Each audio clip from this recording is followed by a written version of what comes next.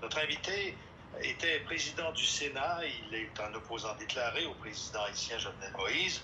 On a le plaisir d'accueillir Yuri Latortue. Monsieur Latortue, bonjour. Bonjour. Content de vous entendre. Dites-moi, cette opposition qui s'est manifestée dans la population, mais qui est aussi celle des oppositions, parce que je ne pense pas que ce soit un bloc uni et uniforme qui s'oppose aux velléités du président Moïse de rester au pouvoir, c'est toujours au sujet de la date de la légitimité de son mandat. Lui prétend qu'il en a encore pour une année. Vous dites que non, il avait été élu une première fois, même si l'élection était illégale et que son mandat de 5 ans est donc terminé depuis février dernier. Tout ça est important, mais la question de fond, vous la posez ailleurs, c'est la légitimité non seulement de son élection, mais des élections à venir qui est en cause, à votre avis.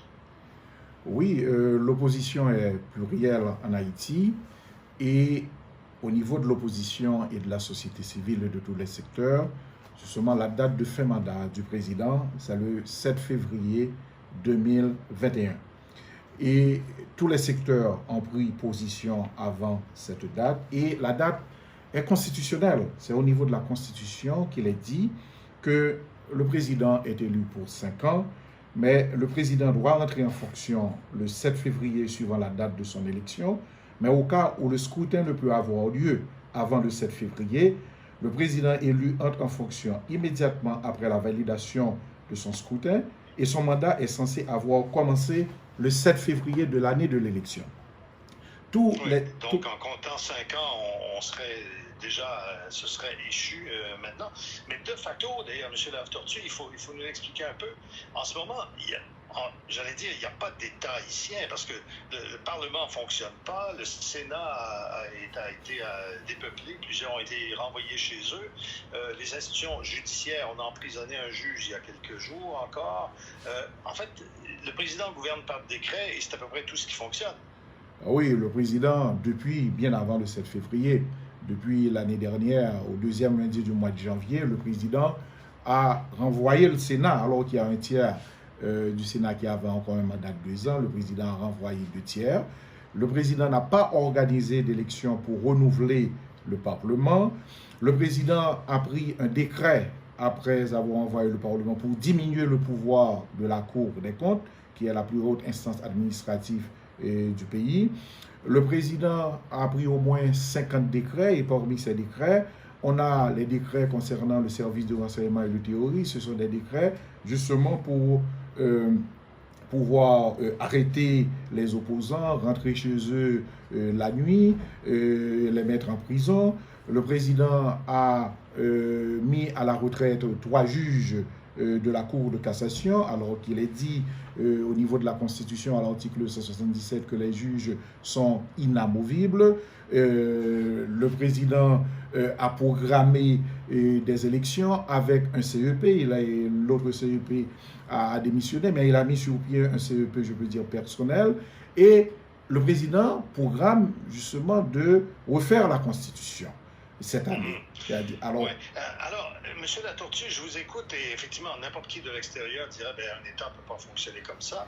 Donc, il y a quelque chose d'illégitime. Oublions même la date de fin du mandat. Il y a quelque chose qui ne marche pas. Cependant, et là, l'opposition dont vous faites partie doit se sentir bien seule. À l'ONU, on continue de dire il faut que les affaires continuent comme elles sont.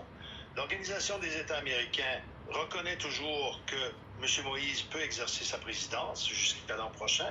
Les États-Unis, qui sont trop proches et trop puissants voisins, continuent d'appuyer l'administration en cours. Ça ne fait pas beaucoup de monde de votre côté, ça?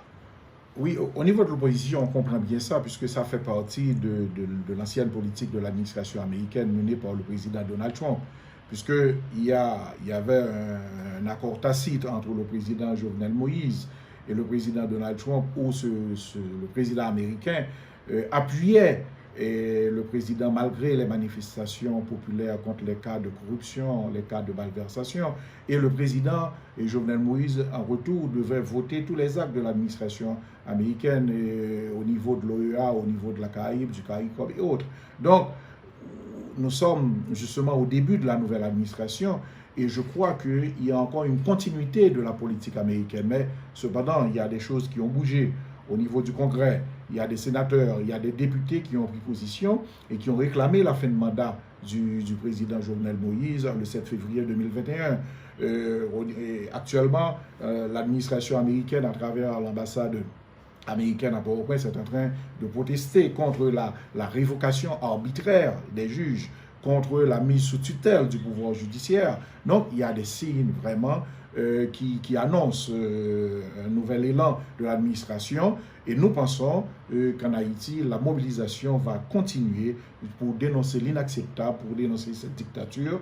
Et je crois qu'au niveau du Canada même, il y a beaucoup d'organisations qui demandent au Premier ministre d'agir et de ne pas soutenir cette dictature. Oui, nous, on a fait un appel au ministre des Affaires étrangères du Canada qui n'a pas voulu nous accorder d'entrevue là-dessus aujourd'hui, mais officiellement, la position du Canada n'a pas changé encore. On examine, on regarde, on réfléchit, mais on n'a rien dit. Or, s'il y a un pays du continent qui a, nord ou sud d'ailleurs, qui a des liens avec Haïti, c'est bien le Canada, notamment à cause du Québec et de son importante diaspora haïtienne. Or, pour l'instant, il n'y a pas d'appui officiel à votre point de vue.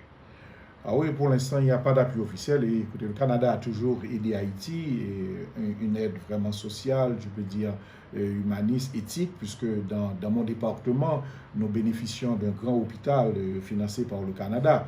Mais ce qui arrive, c'est que depuis 4 années, on ne comprend pas tellement la politique canadienne en Haïti, puisque devant les massacres perpétrés par ce pouvoir, les massacres de la Saline, les massacres de Bel-Air, qui sont documentés par les Nations Unies, la répression sanglante, la mise sous tutelle de ce pouvoir judiciaire qui a été financé par le Canada, puisque sénateur en 2008, le Canada avait financé tout un programme pour remettre sur pied le pouvoir judiciaire. Et à ce moment, on avait mis sur pied les lois sur le statut des magistrats. Et tout ça maintenant, eh bien, ça va presque en lambeaux, puisque le pouvoir judiciaire est mis sous tutelle et le Canada ne réagit pas.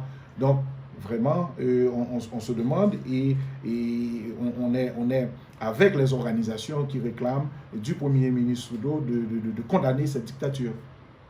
Monsieur Latortue, il y a une chose qui m'a frappé en lisant ce qui se passe en ce moment, c'est le fait que, et ça c'est capital pour la suite des choses, la composition de la liste électorale pour l'élection, quand elle aura lieu, est-ce l'an prochain comme le souhaite ou comme le prétend le président Jovenel Moïse, ou est-ce plus tard, cette liste électorale, elle est pas seulement imparfaite, dites-vous, mais complètement scandaleuse. On aurait fait disparaître des millions d'électeurs de la liste électorale, y compris quand on la compare à celle d'il y a quelques années. Expliquez-moi ce qui s'est passé.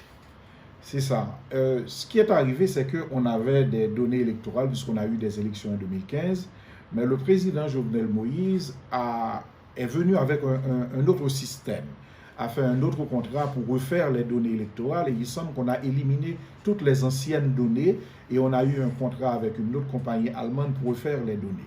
Et actuellement, eh bien, selon les dernières informations, on n'est qu'à 2,6 millions d'électeurs enregistrés et 1,8 million d'électeurs qui ont reçu leur carte. Alors qu'on a en Haïti une population électorale d'environ 7,5 millions d'électeurs.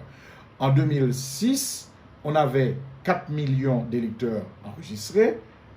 En 2015, environ 6,5 millions d'électeurs. C'est-à-dire que maintenant, on a moins d'électeurs qu'en 2006 et en 2015. Donc, comment avoir des élections cette année avec simplement 2,6 millions d'électeurs, alors qu'on a 7,5 millions d'électeurs qui doivent participer aux élections? Et avez-vous une idée de la façon dont ces voix-là sont disparues? Autrement dit, est-ce qu'on a fait un peu l'équivalent de ce que font les Américains avec le gerrymandering, quand on redécoupe une circonscription, par exemple, pour favoriser ses candidats plutôt que ceux de l'opposition? Est-ce qu'on a fait la même chose ou on y est allé, je ne sais pas moi, par ordre alphabétique, à la tête du client? Non, la première chose, c'est que le président Moïse a éliminé les anciennes données électorales pour venir avec de nouvelles. Et maintenant, en voulant recommencer il y a cela 2 ans, on n'a pas eu le temps d'enregistrer tous les électeurs. Les électeurs sont au nombre de 7 500 000. Et en recommençant en 2018 à réinscrire les électeurs, maintenant on est simplement à 2,6 millions d'électeurs enregistrés. Oui, donc un problème problème de plus à une série qui est fort longue. Je vous remercie, M. Latortue, d'avoir été avec nous pour essayer de nous éclairer. On a tenté, d'ailleurs, nous sommes en communication avec le bureau de la présidence. Ce n'était pas possible pour eux, semble-t-il, de nous accorder une entrevue cette semaine, mais on continue d'espérer que Jovenel Moïse acceptera de venir à notre microphone défendre un certain nombre des décisions qu'il a prises et que vous contestez aujourd'hui. Je rappelle que Yuri Latortue était président du Sénat. Il a été président du Sénat. C'est toujours un opposant déclaré au président haïtien. Monsieur Latortue, je vous remercie. Je vous souhaite un bon dimanche. C'est un plaisir. Merci à vous.